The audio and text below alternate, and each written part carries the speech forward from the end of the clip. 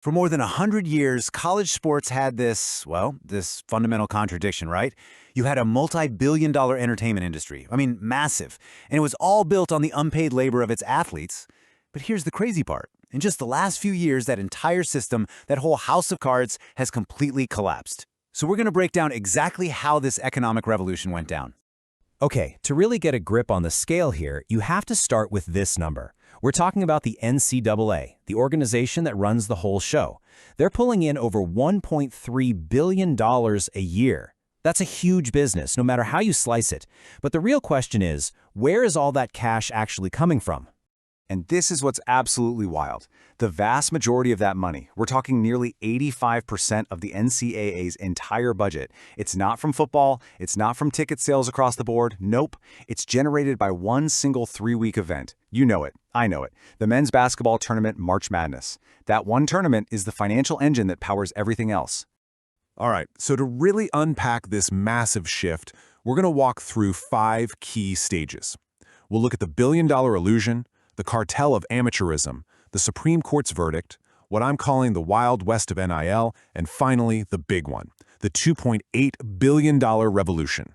All right, first up, the billion-dollar illusion. Let's pull back the curtain and see how the NCAA's money machine really works. Because, well, it's a system that's expertly designed to keep the wealth and power right at the top.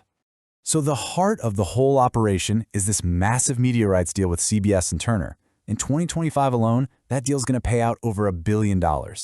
You have to understand, this long-term contract means the NCAA isn't really a governing body for student sports anymore. They're basically a media company, and their #1 product is a basketball tournament. And check out how they slice up that pie.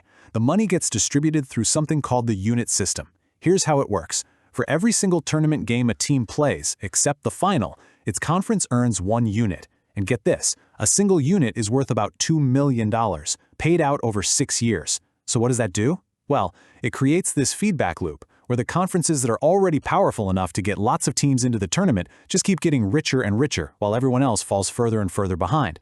The rich get richer year after year. Okay, Section 2, the cartel of amateurism. This brings us to the big question, right? How on earth did this billion-dollar business get away with not paying its star players for over 100 years? The answer is a very carefully built legal and ideological wall called amateurism. And it all starts with this one very clever phrase, student-athlete. Now, you might think that sounds like some noble academic idea. It's not. It was a legal trick, plain and simple. It was invented back in the 1950s by the NCAA's head honcho for one specific reason, to avoid paying workers' comp to an injured player. By calling them students, not employees, the schools could sidestep all the costs and legal duties that come with having, an actual workforce. So this strategy created a situation that economists have a specific name for, a monopsony. It's kind of the opposite of a monopoly. Instead of just one seller, you have only one buyer. And in this case, the only buyer for elite college athletes was the NCAA and its schools. They all basically got together and agreed, or let's be real, colluded, to fix the price of labor at 0, other than a scholarship. And you know what? The Supreme Court eventually saw right through it. In 2021, Justice Brett Kavanaugh just cut through all the noise with this absolutely scathing opinion. He basically said, price-fixing labor is price-fixing labor, and price-fixing labor is ordinarily a textbook antitrust problem. He called it exactly what it was, a classic illegal price-fixing scheme. Okay, next section, the Supreme Court's verdict. That opinion from Kavanaugh wasn't some random thing. It was the final nail in the coffin after a decade of legal fights that just systematically tore down the NCAA's main line of defense. You can really see how the dominoes started to fall. It began with the O'Bannon case, which was about players getting paid for their likeness being in video games.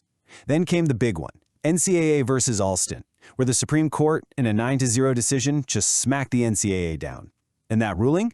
It opened the floodgates. It led directly to the gigantic House settlement that basically blew up the old system and started over. Look, if you take away one thing from the Alston case, it's this. It completely shattered the legal shield of amateurism. For decades, the NCAA's whole argument was, hey, if we pay players, it'll ruin the product, no one will watch. The Supreme Court basically said, sorry, that's not a good enough reason to break the law. The dam had officially broken. Which brings us to our next chapter, the Wild West of NIL. What happened next was, well, it was pure unregulated chaos. As soon as that amateurism defense was gone, this brand new multi-billion-dollar market for players just exploded into existence, practically overnight. Now, schools still weren't allowed to directly pay players for playing, so of course a workaround popped up almost immediately. These things called NIL collectives. Let's be honest about what these are. They're basically pools of money funded by rich donors and alumni to funnel cash to players. They call them name, image, and likeness deals, but in reality, they became the de facto payroll department for every major sports program in the country. So this is what the new financial landscape looks like going forward. Yeah, the new official revenue sharing from the schools is going to be the biggest slice of the pie, but don't forget, NIL deals, coming from both those collectives and regular commercial endorsements, are still pumping hundreds of millions of dollars straight into the pockets of these athletes. And the result of all this new money? A full-blown financial arms race. To put together a top-tier roster in a major conference, you're now looking at a price tag close to $10 million a year. And at the same time, you've got the smaller schools, the mid-majors, trying to compete with just a tiny fraction of that budget. It's not even a fair fight. And this has sparked a genuine crisis for those smaller programs. I mean, imagine this. You recruit a player, you develop them into a star, and then a powerhouse school just swoops in through the transfer portal and offers them $1 million NIL deal to leave. You can't compete with that. The mid-majors have basically been turned into a free development league for the sport's wealthiest teams. All right, our last big section, the $2.8 billion revolution. This chaotic, totally unsustainable system couldn't last, and it all came to a head with a massive class action lawsuit, House v. NCAA. This was the lawsuit that finally forced everyone to the table and officially, once and for all, killed the era of amateurism. So the settlement really comes down to three huge things. First, back pay, a check for $2.8 billion to compensate all the former athletes who were denied pay in the past. Second, and this is the game changer, schools can now pay players directly, sharing their athletic revenue. And third, they put a cap on it, at least for now. It starts at about $20.5 million per school per year. But of course, fixing one problem creates another.